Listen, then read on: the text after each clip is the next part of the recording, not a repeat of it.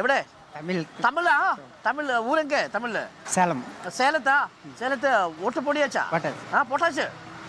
ஆருக்கு போட்டாச்சு? டிஎம்கேக்கு போட்டாச்சா? ஏடிஎம்கேக்கு போட்டாச்சா? அது சொல்லக்கூடாது தம்பி. இல்ல யாரு ஜெயிக்கும் தமிழ்ல? டிஎம்கே ஜெயிக்குமா, ஏடிஎம்கே ஜெயிக்குமா, அண்ணாமலை ஜெயிக்குமா? அது சொல்ல முடியாதா? டைட் ஃபைட்டா? டிஎம்கேக்கா ஒரு ஏடிஎம்கே ஒரு பிஜேபி வருமா? மூணுமே சரியா இருக்குது. അപ്പൊ 3 പേരും ടൈറ്റ് ഫൈറ്റാ? ആഹാ, ഓക്കെ. സേലത്താണ്. നമസ്കാരം. ഇവിടെയാണോ?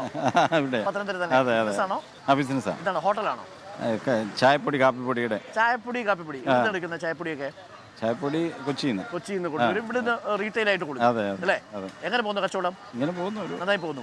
മണ്ഡലത്തിൽ എങ്ങനെയാ ഒരു രാഷ്ട്രീയ സാധ്യത? മണ്ഡലത്തിൽ ആരും ചായ കുടിച്ചു പോകും? കൃത്യമായി പറയാൻ കഴിയില്ല. അതിലൊരു ട്രെൻഡ് എങ്ങനെയാ ഫീൽ ചെയ്യുന്നത് നാട്ടുകാരൊക്കെ ചോദിക്കുമ്പോൾ?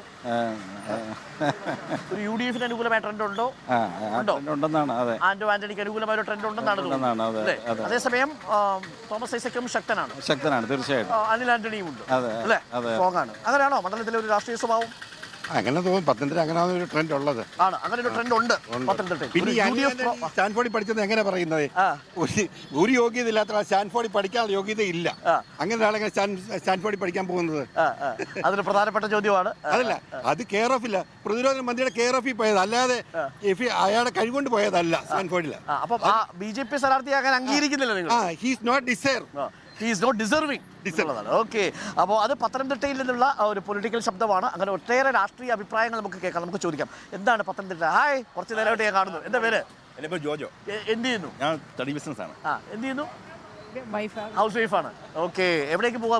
ഞാൻ പള്ളിയിൽ രാവിലെ പള്ളിയിൽ വന്ന് അവിടെ കപ്പയും ബീഫൊക്കെ മേടിച്ച് വീട്ടിലേക്ക് പോകുമായിരുന്നു. പള്ളി വന്ന് കപ്പയും ബീഫും മാസം കഴിഞ്ഞു. പിന്നെ കപ്പയും ബീഫും അങ്ങനെ ഞാൻ ഞെട്ടിപ്പോയി. ഈ പള്ളി ഈ ഫിൻലൻഡിലും സ്കാൻഡിനേവിയൻ രാജ്യങ്ങളിലൊക്കെ പള്ളിയിൽ പോയാൽ ബിയർ പാർലറിൽ പോവാം എന്ന് പറയുന്ന പോലെ ഇവിടെ പത്തനംതിട്ട പള്ളി വന്നിട്ട് ബീഫും കപ്പയൊക്കെ വാങ്ങിച്ചിട്ട് പ്രത്യേകത. കോട്ടയം പത്തനംതിട്ടക്കാരുടെ പ്രത്യേകതയാണ്.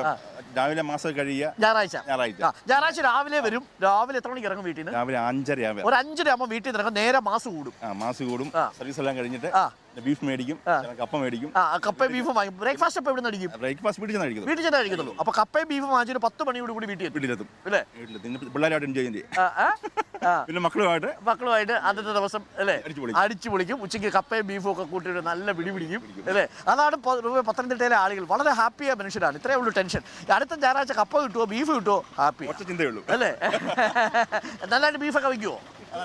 നല്ല ചുവന്നുള്ളിയൊക്കെ ഇട്ട് അല്ലേ? അങ്ങനെയല്ലേ ബീഫ് വയ്ക്കുന്നത് അല്ലേ?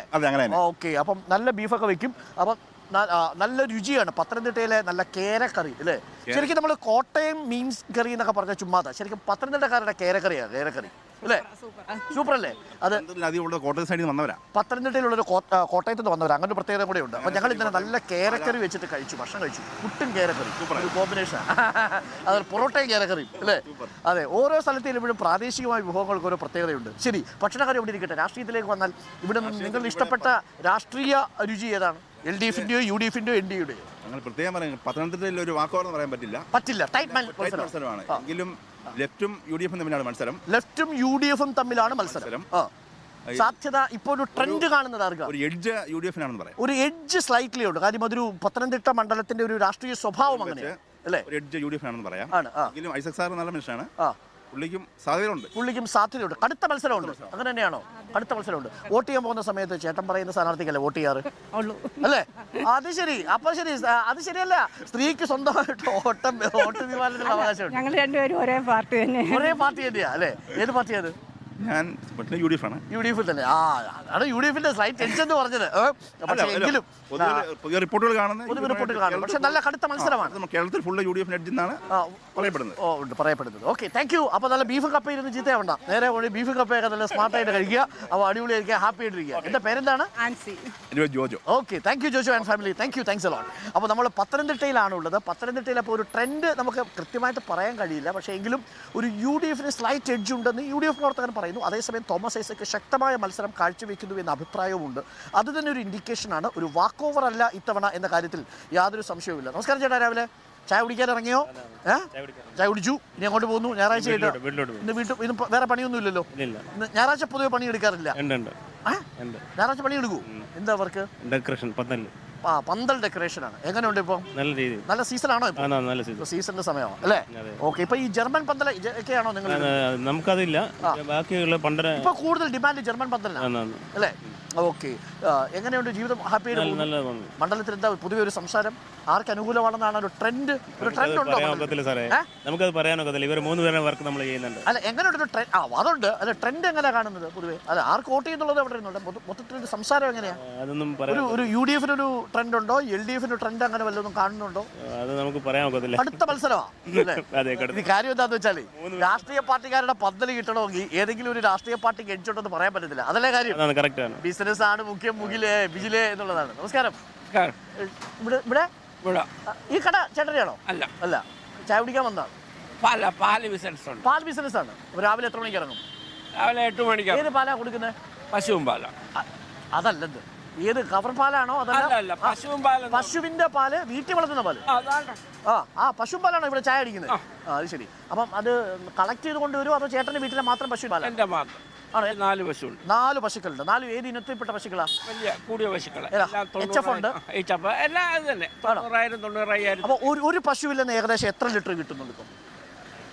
12, 22, 21, 22. അത് രാവിലെ വൈകുന്നേരം കൂടെ ആണോ ഒറ്റ നേരമാണോ? 2 നേരം കൂടെ. 2 നേരം കൂടി 20 ലിറ്ററോളം കിട്ടും. 10. അത്യാവശ്യം ഈ 4 പശുക്കളെ കൊണ്ട് ജീവിച്ചു പോകാൻ പറ്റുമല്ലോ? എന്നെ കൊണ്ട് നോക്കും. ഞാൻ വീടി സിഗരറ്റ് വെള്ളമൊന്നും അടിക്കുന്ന വ്യക്തിയല്ല.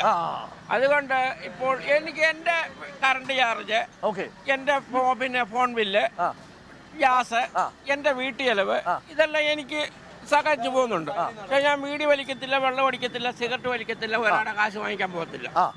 ദൈവം തരുന്നു, നമ്മൾ ചെലവാക്കുന്നു. അത്രേ ഉള്ളൂ. അപ്പൊ പശു തരുന്നതുകൊണ്ട് നമ്മൾ ജീവിച്ചു പോകുന്നു അല്ലേ?